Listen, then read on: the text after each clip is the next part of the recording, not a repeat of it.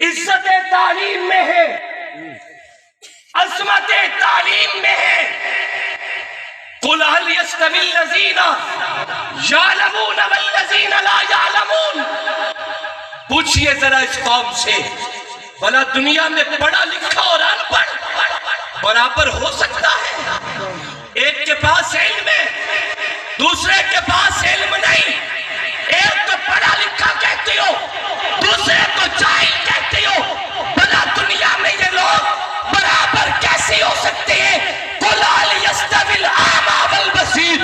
ایک شخص دیکھتا ہے اپنی نگاہوں سے، اللہ نے نگاہ کا نور عطا کیا ہے، اور دوسرا دیکھ نہیں سکتا۔ قرآن کہتا ہے جیسے دیکھنے والا نہ دیکھنے والا برابر نہیں ہو سکتا، ویسے ہی دنیا میں پڑھا لکھا عالم اور جاہل برابر نہیں ہو سکتے۔ اللہ نے عزت تعلیم میں رکھی ہے، لیکن جس کو 100% تعلیم کا نام دیا جاتے، وہ کائنات میں ایک ہی تعلیم ہے جسے اللہ نے عرش بری سے جبرائیل امی کو دے کے میرے پاک محمد کریم کے سینے پہ نازل کیا۔ تھک گئے ہو؟ آپ پڑھا تھوڑا، چلیں گے کچھ دیر؟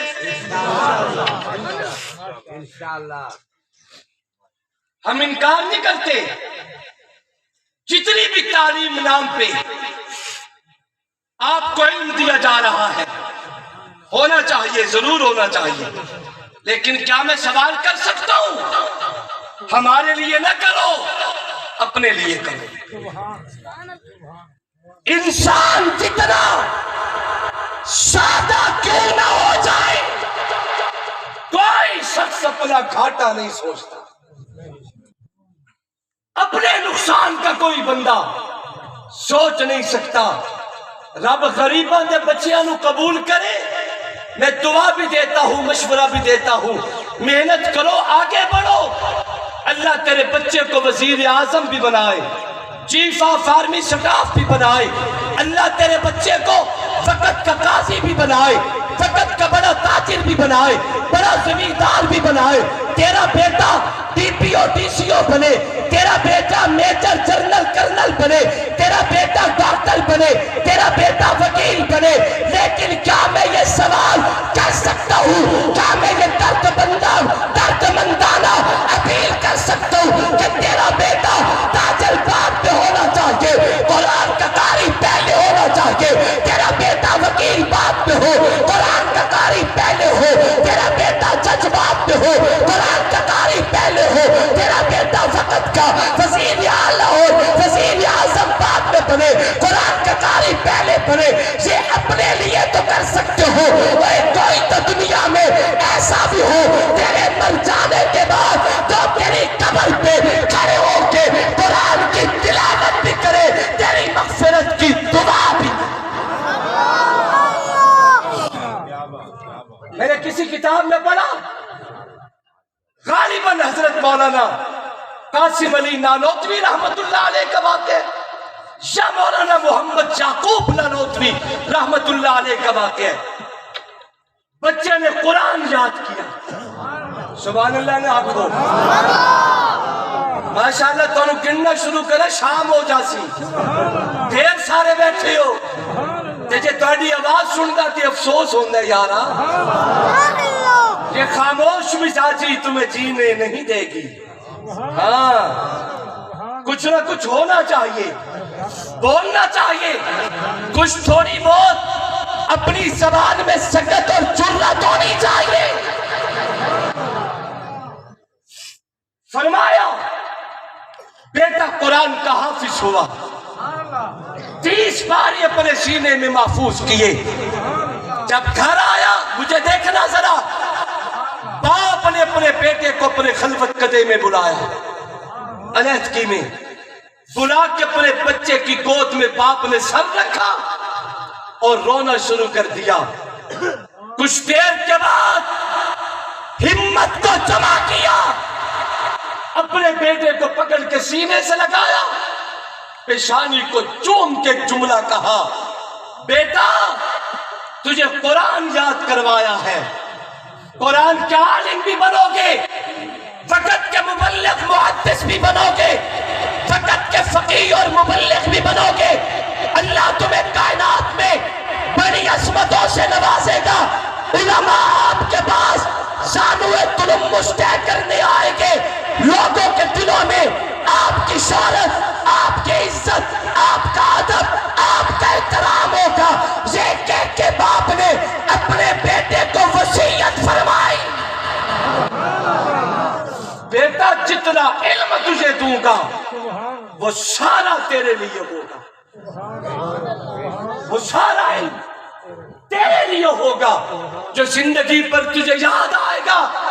لیکن یہ جو قرآن تو نے اپنے سینے میں محفوظ کیا ہے نا، یہ میں نے حفظ قرآن اپنے لیے کروایا ہے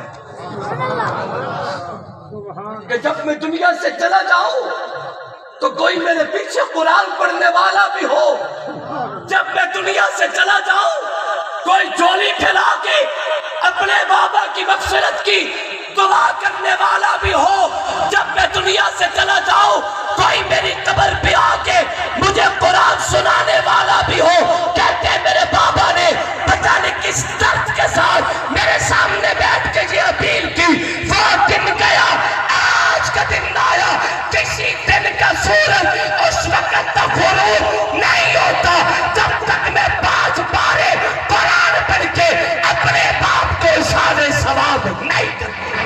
سبحان اللہ، سبحان اللہ، ماشاءاللہ اپنے ماشاءاللہ۔ لیے تو قرآن پڑھاؤ بابا، ہمیں قرآن نسبت میں ملا ہے، ہمیں قرآن کے اصول کے لیے کوئی تکلیفیں نہیں اٹھانا پڑی۔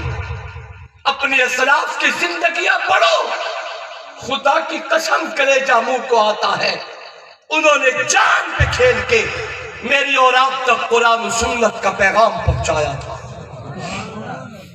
اگر آپ تھکے نہیں ہیں تو میں ماضی قریب سے تھوڑی سی فرق گردانی کرتا ہوں، ماضی سے پردہ اٹھاتا ہوں، کوئی زیادہ پرانی بات نہیں، آج سے کو 450 سال پہلے کی بات ہے۔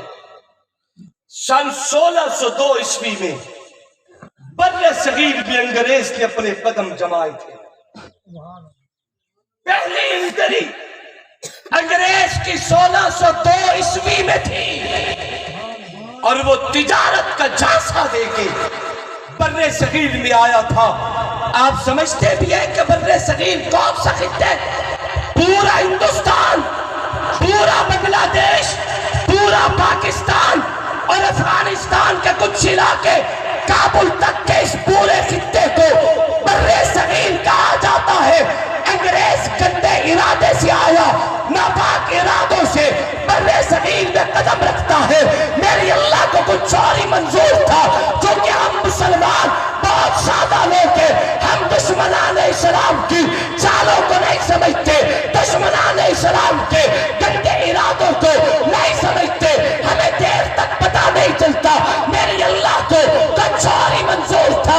انگریز بر صغیر میں آیا، قرآن مٹانے کے لیے انگریز بر صغیر میں آیا، علماء مٹانے کے لیے انگریز بر صغیر میں آیا، دین حنیف کو مٹانے کے لیے، اس کے ارادوں کو پاپنے کے لیے، اس کے طاقت کے لیے، اس کی عصمت کے سورج غروب کرنے کے لیے اللہ تبارک و تعالیٰ نے دلی کے چوک پہ ایک مدرسے کے محتمم مولانا شاہ عبد الرحیم رحمہ اللہ کے گھر میں اسی سال 1602 میں ایک بچے کو اللہ نے بھیجا، جس بچے کو دنیا محدث کبیر مولانا شاہ ولی اللہ محدث دہلوی کے نام سے یاد کرتی ہے۔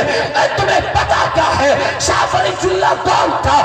ایسے شخصیت دیوبندی کہے ہمارا امام تھا، بریلوی کہے ہمارا امام تھا، اہل حدیث کہے ہمارا امام تھا، لیکن میں تھوڑا سا تعارف کرواتا چلا جاؤں بر صغیر کے رہنے والے مسلمانوں کے لیے۔ سب سے پہلے قرآن کا فارسی میں ترجمہ کرنے والا شاہ ولی اللہ ہے، جنہوں نے پیغمبر کی حدیث کا علم مکے اور مدینے سے حاصل کیا، بر صغیر میں آ کے جگہ جگہ علم حدیث کے چراغ روشن کیے۔ گویا کہ بر صغیر کے رہنے والے مسلمانوں کے لیے قرآن کا ولی اللہ نبی کی حدیث کا درس دینے والا اور خدمت کرنے والا شاہ ولی اللہ ہے، بر صغیر میں رہنے والا، اپنے آپ کو دیوبندی کہلائے، بریلوی کہلائے، اہل حدیث کہلائے، یہاں پہ رہنے والا حنفی کہلائے، مالکی کہلائے، شافعی کہلائے، حنبلی کہلائے، نقشبندی کہلائے، قادری کہلائے، چشتی کہلائے، شاذلی کہلائے، رب کعبہ کی قسم اس وقت تک ہمارا علمی سلسلہ مکہ مدینے اور نبوت سے جڑ نہیں سکتا جب تک شاہ ولی اللہ کو عقیدت کا سلام نہ پیش کیا جائے۔ سبحان نعرہ تکبیر، شان محمد مصطفیٰ۔